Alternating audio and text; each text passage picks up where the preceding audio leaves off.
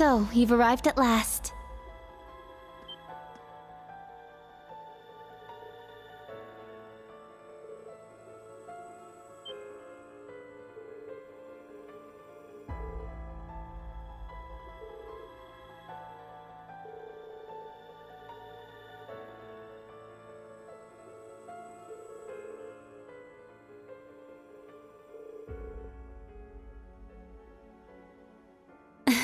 Yes, it's good to see you all again.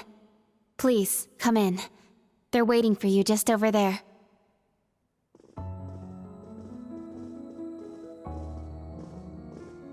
Ah, I'm glad you all finally made it. The Church has decided this issue now merits the attention of the Congregation for the Sacraments.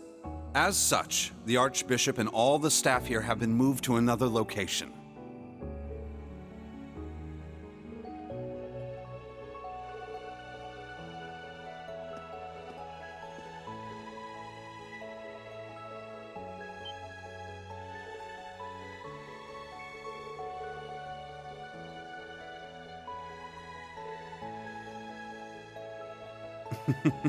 Thank you for all your diligence, Rosine.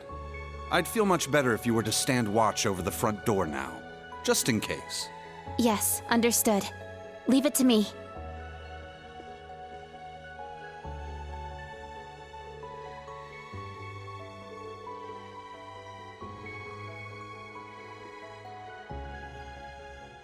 Let me introduce you. This man is a member of the Gralsritter, a division of the Septian Church. He's the second in command, in fact. Thomas Lysander. He holds the seat of Second Dominion and is sometimes known by his title, the Partitioner.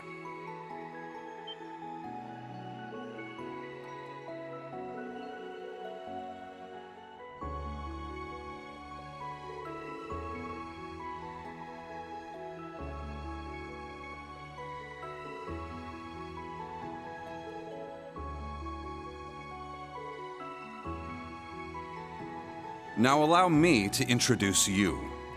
This man is one of the Gralsritter's 12 Dominion, the successor to the 8th Dominion, Gaius Warzel.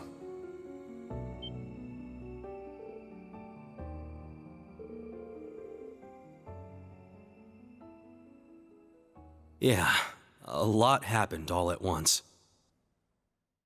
After graduating from Thors, I returned to Nord and began observing the struggle between Erebonia and Calvert.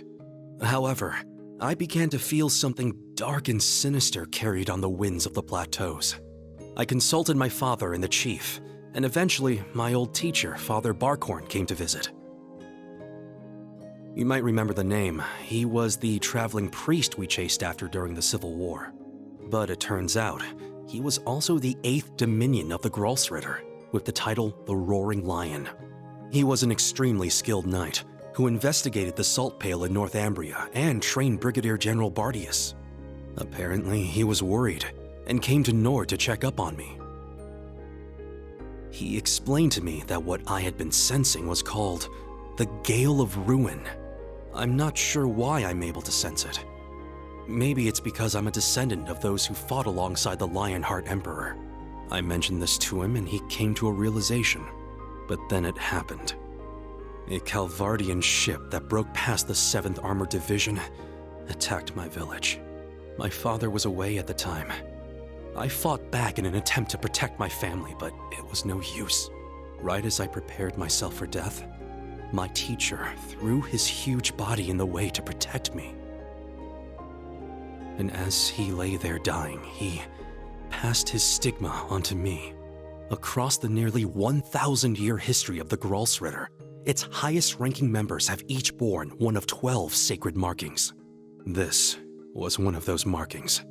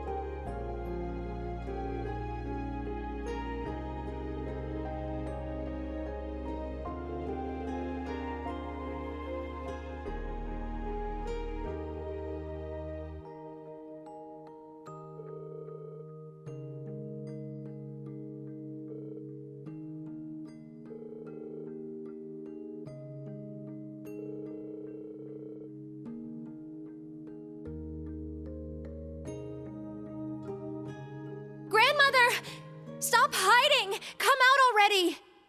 You're the one who called us here in the first place, aren't you? I only hid myself so as not to interrupt your discussion.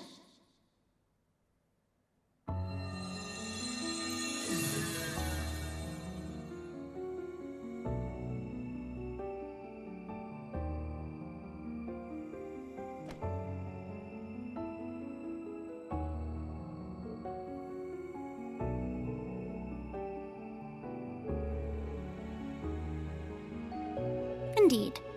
But you may simply call me Rose. I had you all gather here for one reason. To explain to you the background between the Hexen clan and the Church.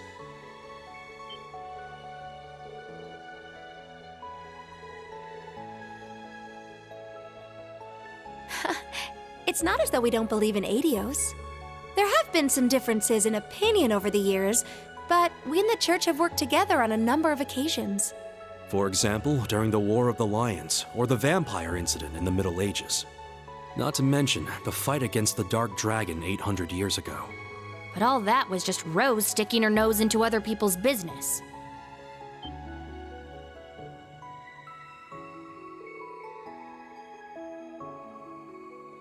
Legend has it, Emperor Dreikel's camp was once visited by a good witch. And the novel Red Moon Rose features a vampire hunter affiliated with the Church who was, in truth, the true ancestor of the vampires. The woman you now see before you was both of these people, even if she looks a bit different.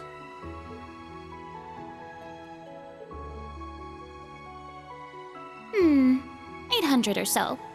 However, you should know that my situation is somewhat unique. All other witches are normal humans.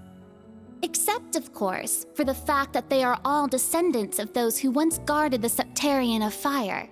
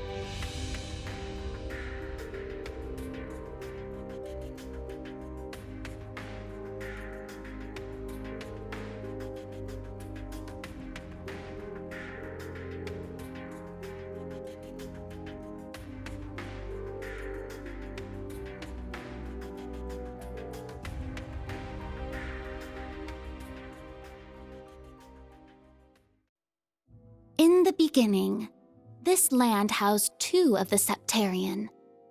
The Arc Rouge, Septarian of fire and wielder of fierce power. The Lost Zem, Septarian of earth and bearer of unyielding endurance. Each assumed the form of a colossal guardian and went about granting boons and performing miracles for its people. For a few centuries, the land of Erebonia prospered, but eventually, its people began to vie for power and control. The Septarians had always granted their people's wishes, but now, their peoples each wished for the other's destruction. And so, the two colossi began fighting. Their battle ravaged the earth and split the sky, devastating the entire region. The humans tried to stop them, but it was in vain. The Septarians' fight continued 1,000 days, scorching the land black. When the battle ended at long last, it was a tie.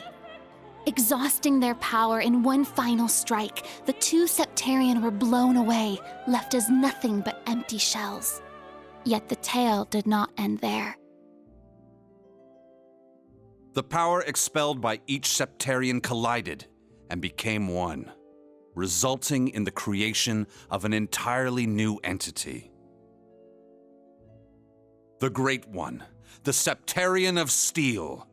It was an existence created from the union of fire and earth. It was beyond anything else in this realm. It was the ultimate source of power. Though things seemed fine at first, the survivors of the war soon realized the eternal conflict within it. They knew this conflict would cause it to grow ever more unstable, and that it was not something that could be handled by mankind. With the Holy Beast's assistance, the kins of fire and earth joined together to see the Great One sealed away. However, each of their attempts ended in failure. Left with no other options, they resorted to their final plan. The Great One would remain whole in the higher plane, yet its physical incarnation in this world split into numerous shards. It was this final gambit that saw disaster averted. Indeed, their combined efforts bore fruit. The kin of Earth created 7 vessels, while the kin of Fire split the Great One's power and infused each vessel with a part of it. 7 dolls in the form of knights, each bearing the Great One's power, the Divine Knights.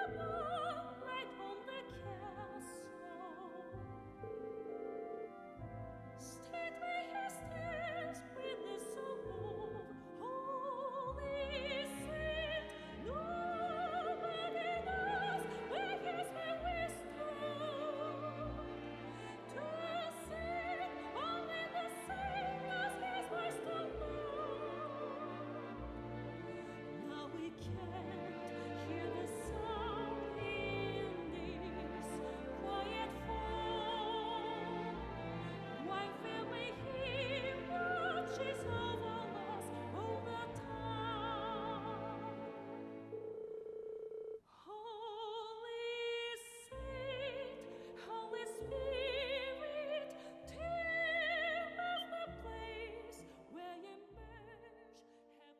900 years ago, Heimdall was a small city of only about 50,000 people. However, it was one of the burgeoning centers of culture for the region. The Septian Church had finished construction on the Heimdall Cathedral, and there were plans to develop the city even further. But it was then the Dark Dragon appeared, blanketing Heimdall in miasma and transforming it into a city of the dead. Emperor Astorius chose to lead his people south and made Sainart the new capital of Erebonia. In helping Emperor Astorius deal with this crisis, the Hexen clan and gnomes each suffered substantial losses. The Hexen clan lost its elder, and the gnomes their holy beast. And so ended their alliance. The final time they spoke would be a century later. It was when Emperor Hector awakened the Vermilion Knight to reclaim Heimdall from the Dark Dragon. He did so at the urging of the chief of the gnomes and the new elder of the Hexen clan, myself. However, the Emperor fell to the Dark Dragon's miasma, and the Vermilion Knight to its curse. The Emperor's son had the chief of the gnomes and myself seal the cursed knight deep below the Imperial Palace. That would be the last act our two clans performed together. I do not know why, but the gnomes cut off contact with our clan and hid themselves away. In the 800 years that followed, whenever war struck Erebonia, a divine knight would enter the stage, demonstrate its might, then vanish. I was certain the gnomes were involved, yet all we could do was guide awakeners on the proper course.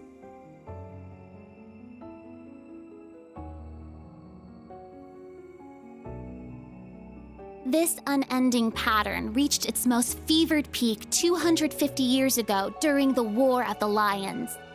The false Emperor Orthros unearthed the cursed Vermilion Knight, and a mercenary under Prince Lucius' employ awakened the Palatinate Knight.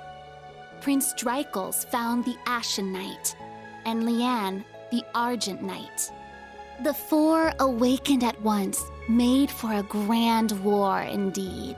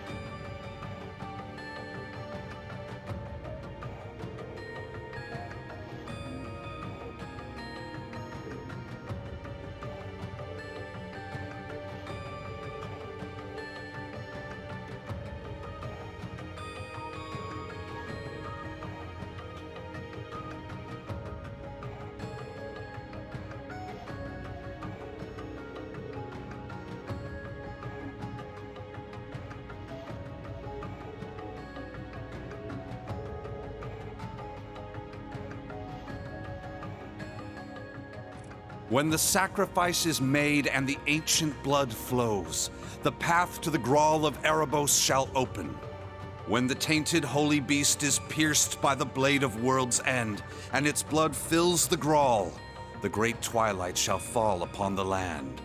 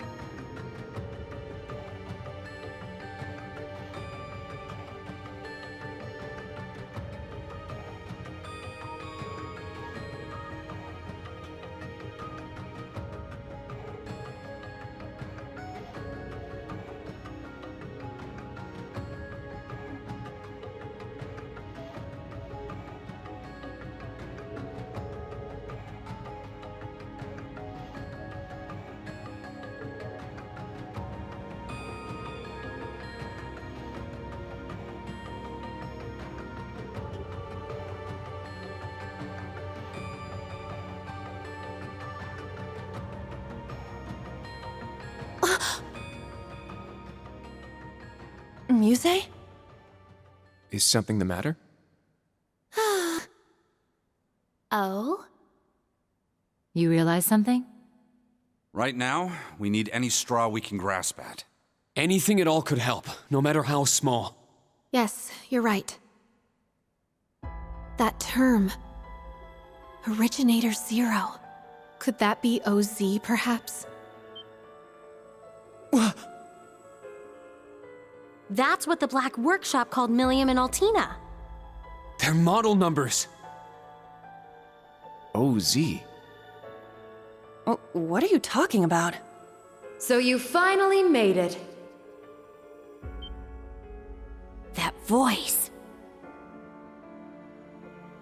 Vita! Ah, so the prodigal granddaughter returns.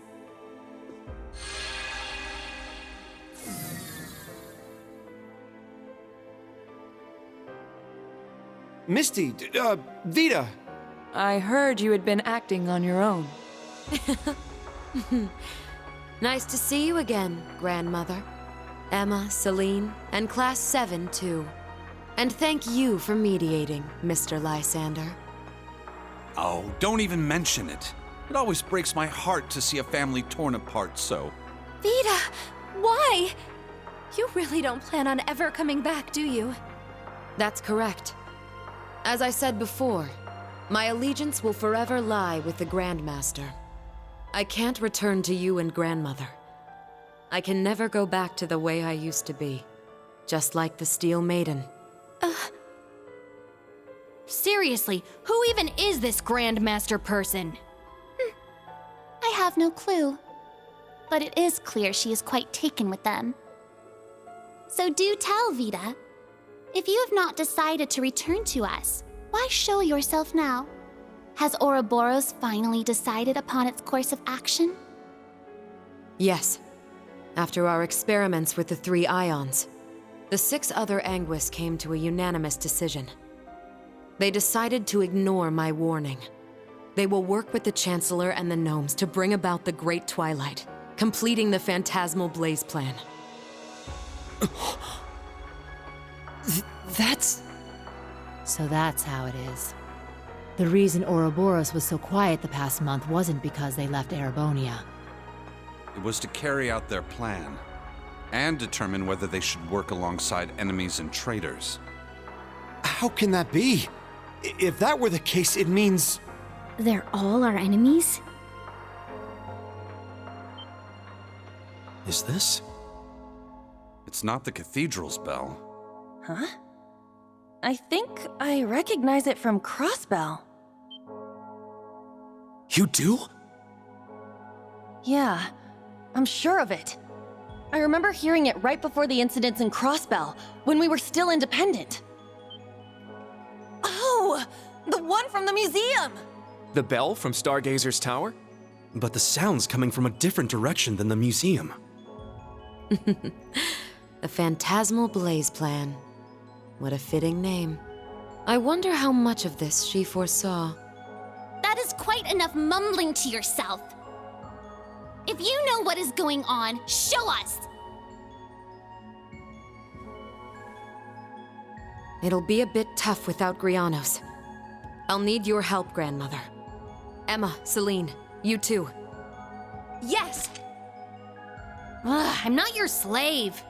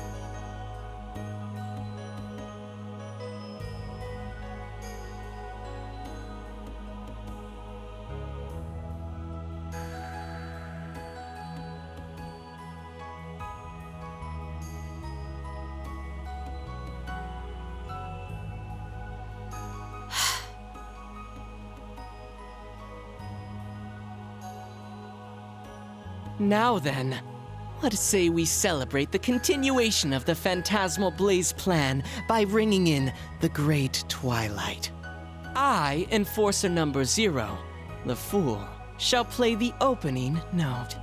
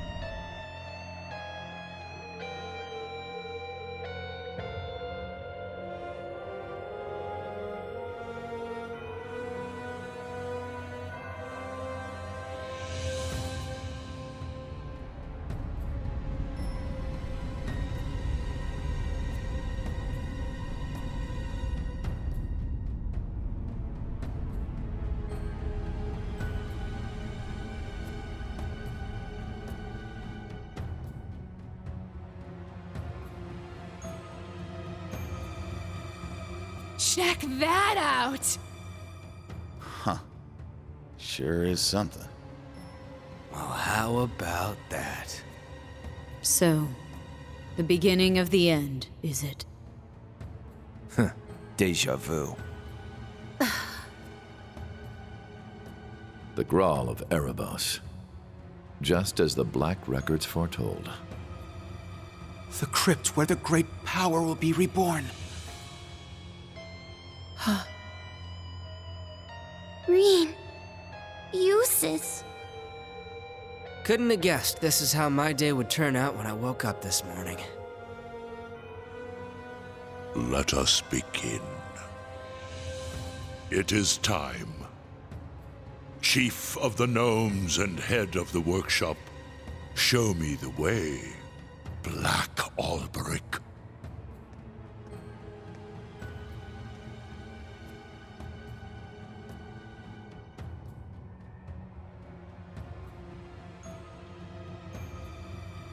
As you wish, my lord.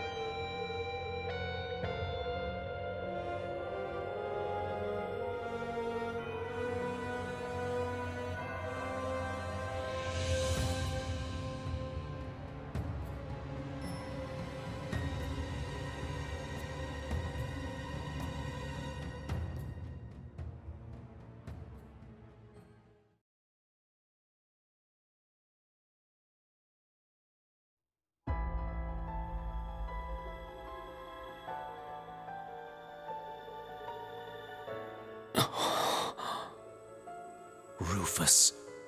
Millium. Was that... Allie? Yes. But why? Boss, Zeno, and Leo. Azure Siegfried. And that guy in the lab coat, isn't that... The blazing demon and the fool were there as well. So that's the maiden. Why?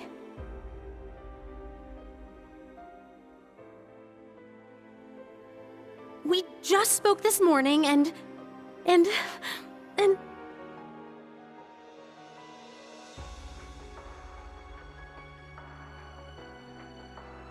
What's going on?! Lisa. That man's name was Lumen or something like that, right? His hair looked different. Franz Lumen, the first disciple of G. Schmidt, and the deceased husband of the Reinford Group's chairman, also known as Franz Reinford. Ah, so he has been lurking in the shadows these past 20 years. Yes. Perhaps for the sake of working with the Chancellor, to engineer this very moment. Elisa! Snap out of it! Now's not the time! As a bracer, I can't just sit here and let them pull off whatever that Twilight crap is they're planning. How about all of you? She's right. We can't stop here. We gathered together to do whatever we could to help. Our goal remains unchanged. Yep, true. Elisa, let's go. Yeah.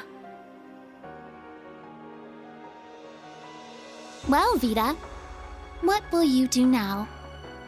Well, I'd like to charge in there alongside the rest of you, mostly out of spite. Unfortunately, I suspect things won't be quite that easy. What do you... Something's... There's a turbulent swirl in the mana. Was that? I believe so. Sir Lysander, Sir Gaius, cryptids and magic knights have appeared all over the city.